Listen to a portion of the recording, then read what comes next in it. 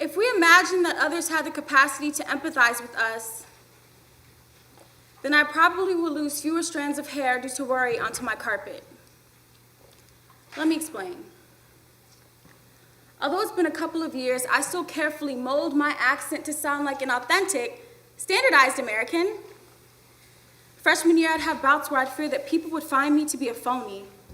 Not a true American yet by my accent, and when that thought would terrorize my mind, my words would tumble and jumble all over one another. Today, my tongue doesn't freeze in the face of English anymore when I stress, thankfully, a feat I take great relish in. If we imagine that others had the capacity to empathize with us, then I probably would confide more in my few friends whom I hold quite dear.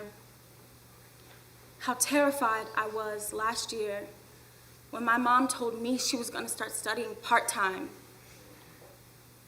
And how terrified I was that she might be disrespected or jeered at because unlike me, who had at least learned English, albeit in a foreign country, she self-taught herself. Because unlike the cynical me, she still had faith and optimism in people's humanity that I was so certain American society would squish, terrified. Because a small part of me was scared to death that she might become the unsuspecting victim of a hate crime in today's America. If we imagine that others had the capacity to empathize with us, then I wouldn't hesitate to say that I stay here on breaks because campus and housing here is so much more luxurious than what's waiting for me back home. If we imagine that others had the capacity to empathize with us, then I wouldn't think that my history with boys has been so dismal, at least to some extent because of my skin color. I'm not saying that's the only reason. It could be because I'm not smart enough, I'm not pretty enough, wealthy enough, or I'm just not their type, but that's what gets me. Is their type just white? Or black or Hispanic? To what extent does skin color play into who someone is attracted towards, and will that factor continue to work against me? I would do anything to silence those nagging thoughts like, he probably won't even bother getting to know you because your name's too hard, weird, interesting, ethnic, different. He might not want to get to know you because you're culturally different and he'll choose not to relate. And then on the off chance that he is attracted to me, it's because I'm black, and he has a fetish for it. With past experiences like these, can you blame a girl for not wanting to, and yet having never felt a man's attention, for not wanting to keep trying? If we imagine that others had the capacity to empathize with us, then I would step out of this audience and go from someone whose actions are shaped in reaction to the main actors on stage and conformity with those around her, to someone who felt like she could alter her script if she didn't like it. If others could truly empathize with no judgment, then maybe I'd be more honest with them and with myself. And maybe then the story would not be that of a stranger, but would instead have my hard, weird, interesting, ethnic, different, and 9 times out of 10 mispronounced name attached to it.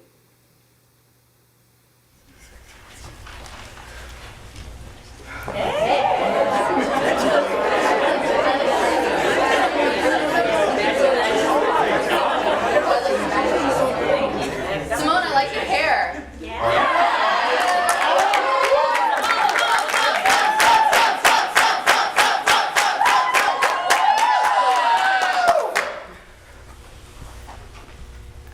I can just remember sitting in the salon chair, stomach aching, regretting having my mom drop me off at the hair salon by myself. I'm a grown woman, and I can handle this. But it would have been nice to have some support, someone to tell me I wasn't crazy, and when it was all over, say I looked beautiful. Just days before, a family friend responded to my decision to cut my hair with a delightful variation of, ugh, ew. And you're gonna look ugly. You can guess why I decided not to tell many people beforehand. Comments like, now you can wear more makeup. led me to believe that by cutting my hair, I would have to make up for the beauty and femininity I had lost. I was sick of all the opinions. I'm sorry. I believe this was a personal decision, not a public one. Are you ready? I didn't realize I'd been closing my eyes the whole time. I almost didn't even want a part of the whole process. Like, my backstory could be that some woman attacked me, chopped off all my hair in my sleep, and I just had no say in it. Unfortunately, I realized consent was necessary for her to do her job, and my eyes would have to be open for the whole ride. Are you ready? Yes. She takes the scissors and begins to cut. Not little clippings, I'm talking big, huge chunks. I wanted to cry and scream, stop! Stop! What the hell are you doing, woman? I felt as if someone was sawing off my arm. I checked the ground to see if there was any blood, to explain all the hurt. Nothing but chunks of dull, black, straight hair. I shut my eyes closed. Worry and fear built up in me. Have I made a mistake? Will I still be pretty or attractive? Hell, will I still get married? My mind was swirling with all sorts of questions I knew were bizarre. I felt as if someone had cut and stripped me of my beauty and my confidence. I took a few deep breaths, and I opened my eyes. It was surreal. It was as if I saw myself for the first time in 20 years. And I was looking pretty good. I touched the soft little tight coils that sprang upwards in all directions.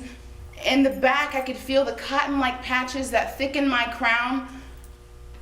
I was experiencing the unique characteristic of my hair for the first time after years of chemical straightening and flat ironing to match a societal ideal of beauty.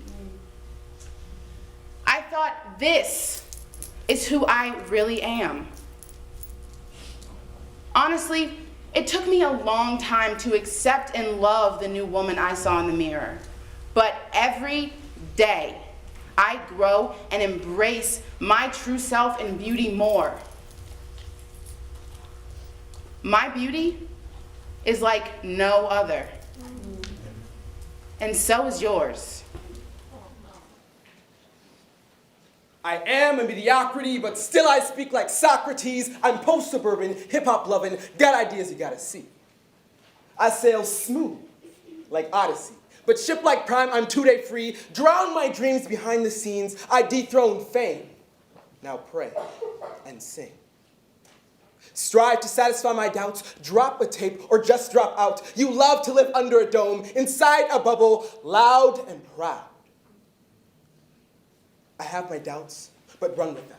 Devoured, but devout. A hush I keep beneath my sheets, but growing towards a shout. I'm lyrical, silent, prophetic, scheming, zenith, and obscene. Fear my major every day. Think what life would be like in heaven.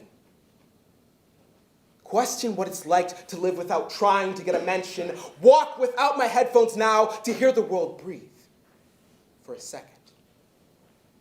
I'd sprinkle dust like Peter Pan to fly to heights unseen by man. I gave up on my master plan, still signed my name in scarlet crayon.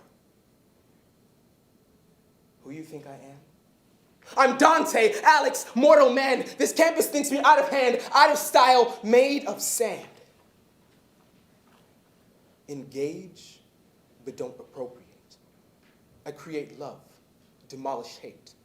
The pearly gates have got to wait for days when I'm not afraid.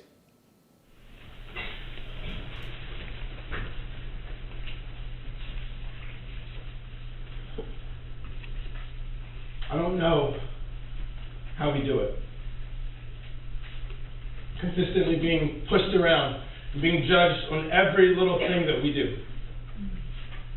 Being followed in stores, and being looked over for job positions because of our skin color, not because of our qualifications.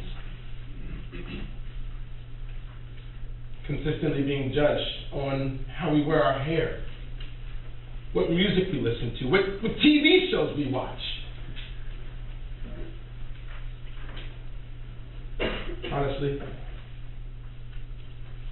I don't know how black people survive in this society. No, really, I mean, how can we live somewhere where we are always at a disadvantage? How can we live somewhere where we aren't even seen as people? Yeah, stay with me now. I know that it is a black person on the news most of the time for shooting someone or for robbing someplace. Being from Chicago, that's pretty much all I see. But the fact that that is really the only kind of publicity that we get is just mind-blowing to me. That's not all we are. We're not all gangbangers, drug dealers, drug addicts. We're not all killers, deadbeat parents, people who rely on government aid. We're not all loud, ghetto, and ratchet, so why? Why? Is that the only side of us that gets shown? Why are those the only things that are seen of us?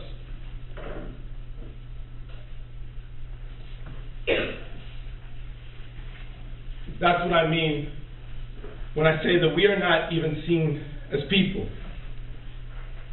Seen with little to no value. So again, I say, how do black people survive in this society?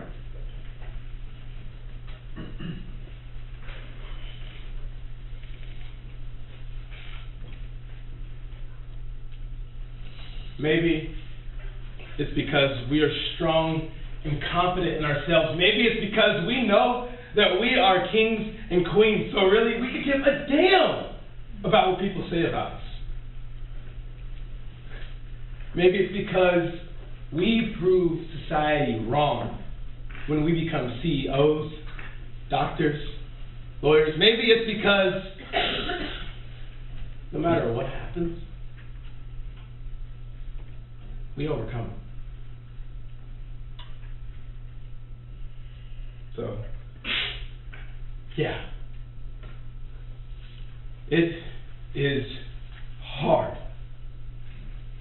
Hard being black in this society. But I wouldn't trade it for anything.